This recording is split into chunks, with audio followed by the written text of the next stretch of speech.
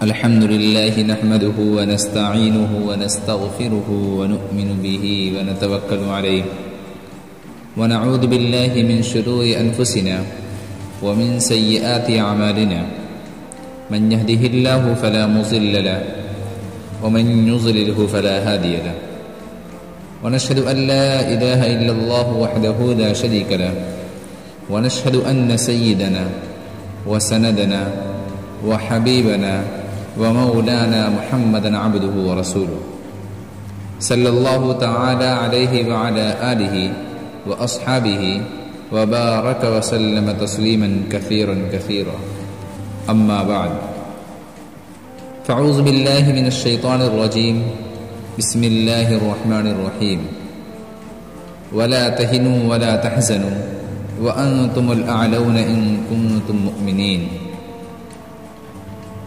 آمنت بالله صدق الله مولانا العظيم وصدق رسوله النبي الكريم ونحن على ذلك من الشاهدين والشاكرين والحمد لله رب العالمين. معزز سامعین کرام اور غیور نوجوان ساتھیوں،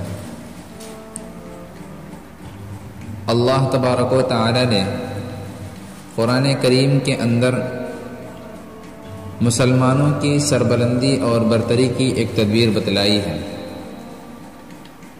کہ اے مسلمانوں، تم ہی کامیاب ہو، تم ہی اس دنیا کے مالک ہو، دنیا کی تمام چیزیں تمہارے لیے ہیں، عزت و شرافت کے تم ٹھیکیدار ہو، کائنات تمہارے آگے جھک سکتی ہے، چرند و پرند تمہاری اطاعت کر سکتے ہیں، لیکن اس کے لیے ایک شرط لگائی ہے وَأَنْتُمُ الْأَعْلَوْنَ إِن كُنتُم مُؤْمِنِينَ، کہ تم ہی سر بلند رہو گے بشرطے کہ تم کامل ایمان والے ہو جاؤ، ایمان کی حلاوت و چاشنی تمہارے اندر داخل ہو، یقین کامل کی دولت سے تم مالا مال ہو، مومن کی تمام صفات تمہارے اندر موجود ہو۔ اللہ تبارک و تعالی نے اس مختصر سے جملے میں اور اس چھوٹی سی آیت میں حقیقت کا انکشاف کیا ہے اور آنکھیں کھول دی ہیں، اور ہمیں اور آپ کو یہ بتلا دیا ہے کہ تمہیں گھبرانے کی ضرورت نہیں ہے، کوئی خوف محسوس نہ کرو، دنیا کی کوئی چیز تمہارا کچھ نہیں بگاڑ سکتی، شیر تم سے ڈر سکتے ہیں، چیتے تم سے کپکپا سکتے ہیں، دنیا کی بڑی سی بڑی چیز تمہاری غلام بن سکتی ہے، لیکن اس کے لیے وہی شرط ہے وَأَنْتُمُ الْأَعْلَوْنَ إِن كُنتُم مُؤْمِنِينَ، کہ اگر ایمان و ایقان کی باد بہاری نے تمہارے قلوب میں گلشن پیدا کر دیا ہو، ایمانی صفات اور دینی خصوصیات کے تم حامل ہو۔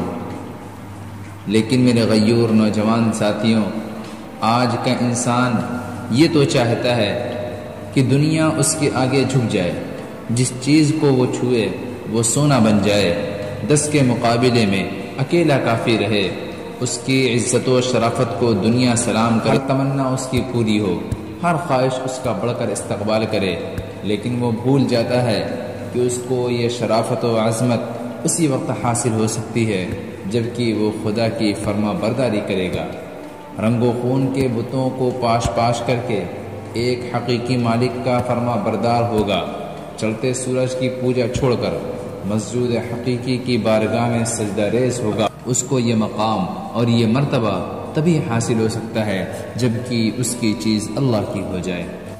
ایک بہت بڑے عالم گزرے ہیں شیخ سعدی، انہوں نے دیکھا کہ ایک شخص شیر پر بیٹھا ہوا ہے، ڈنڈا اس کے ہاتھ میں ہے اور شیر کا کان اینٹ رہا ہے، اس کو جدھر چاہتا ہے چلاتا ہے، شیر بنا چون چرا کے اس کی تابعداری کر رہا ہے اور اس کے آگے آگے چل رہا ہے۔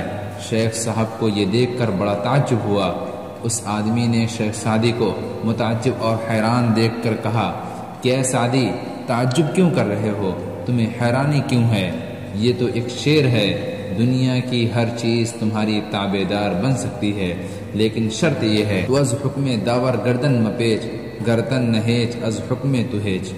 یہ فارسی کا شعر ہے جس کا ترجمہ یہ ہے کہ کہ تم خدا کے حکم سے سرتابی نہ کرو، تم خدا کے حکم سے سر نہ موڑو۔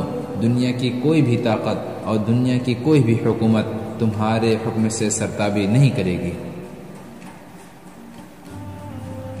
آج مسلمانوں کی حالت یہ ہو گئی ہے کہ وہ ایمان سے کوسوں دور ہیں، حقیقی معرفت کا ان کے پاس کوئی نام و نشان نہیں، نہ ان کا کوئی مقام ہے اور نہ مرتبہ ہے، نہ منصب و ٹھکانہ ہے۔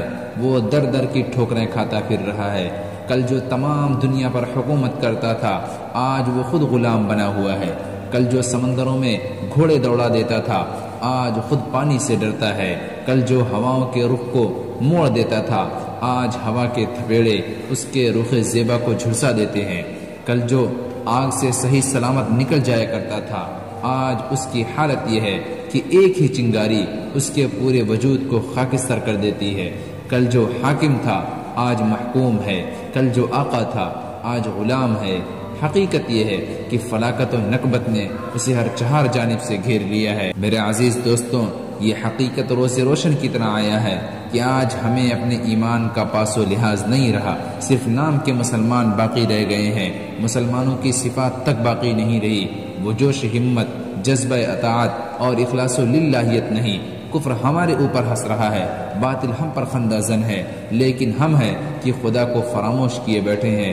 اقبال مرحوم نے درست کہا کہ خندہ زن کفر ہے، احساس تجھے ہے کہ نہیں، اپنی توحید کا کچھ پاس تجھے ہے کہ نہیں۔ آج ہمارے نوجوانوں کا یہ حال ہے کہ 2:30 3 بجے رات کو ان کی رات شروع ہوتی ہے اور دن کے 12 بجے ان کا سورج طلوع ہوتا ہے، اور وہ رات کے وقت 2:30 3 بجے وہ ایک پوسٹ شیئر کر دیتے ہیں نیکی اور بھلائی کا، اور یہ سمجھتے ہیں کہ ہم نے مسلمان ہونے کا حق ادا کر دیا۔ وہ اس لیے پوسٹ کرتے ہیں تاکہ سامنے والا یہ سمجھے کہ بڑا دیندار ہے، بڑا نیک ہے۔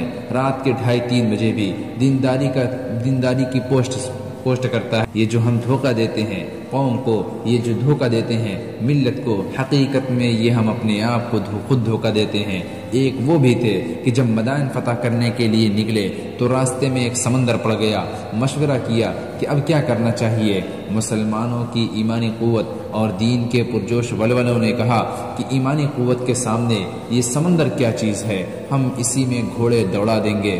چنانچہ مجاہدین اسلام اور صحابہ کرام کی مقدس جماعت نے سمندر میں گھوڑے دوڑا دیے اور اس طرح باتیں کرتے ہوئے گزر گئے جیسے خشکی پر سے لوگ گزر جایا کرتے ہیں، اور پورا سمندر عبور کر گئے اور پار کر گئے۔ جب کافروں نے یہ حالت دیکھی تو سب یہ کہتے ہوئے بھاگے کہ دیو آمدن، یعنی کہ دیو آ گئے۔ اسی طرح مجاہدین اسلام کو فتح حاصل ہو گئی۔ اقبال مرحوم نے خوب ترجمانی کی کہ دشت تو دشت، دریا بھی نہ چھوڑے ہم نے، بحر ظلمات میں دوڑا دیے گھوڑے ہم نے۔ یہ ایک ہی ایسا واقعہ نہیں ہے، بلکہ تاریخ کے صفحات میں آپ کو ایسے سینکڑوں ہزاروں واقعات مل جائیں گے جن میں مسلمانوں نے ہر میدان میں فتح پائی۔ انہوں نے پہاڑوں سے ٹکر لی تو پہاڑوں کے سنگینی کے دل چھوٹ گئے، برق و باد راہ میں حائل ہوئے تو ان کا رخ موڑ دیا۔ وہ جنگلوں میں گئے تو جنگلوں نے بڑھ کر ان کا استقبال کیا، انہوں نے خاک پر ہاتھ ڈالا تو اسے سونا بنا دیا۔ چرند و پرند اور درندے سب ان کے تابع ہو گئے، سمندروں کے قطرے، بیابانوں کے ذرے، پہاڑوں کی گھاٹیوں، آسمانوں کے تارے، سب نے خوش آمدید کہا، انہیں اعزاز بخشا۔ اقبال نے درست کہا کہ وہ معزز تھے زمانے میں مسلمان ہو کر اور ہم خوار ہوئے تاریخ قرآن ہو کر۔ آپ کو یاد ہوگا عمر فاروق رضی اللہ تعالی عنہ کا زمانہ، افریقہ کے بیشتر علاقے فتح ہو گئے۔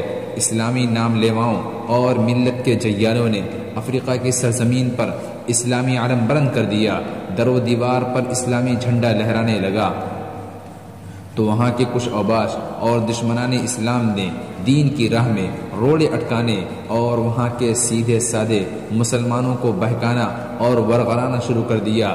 اس سے بڑی رخنہ اندازی پیدا ہونے لگی۔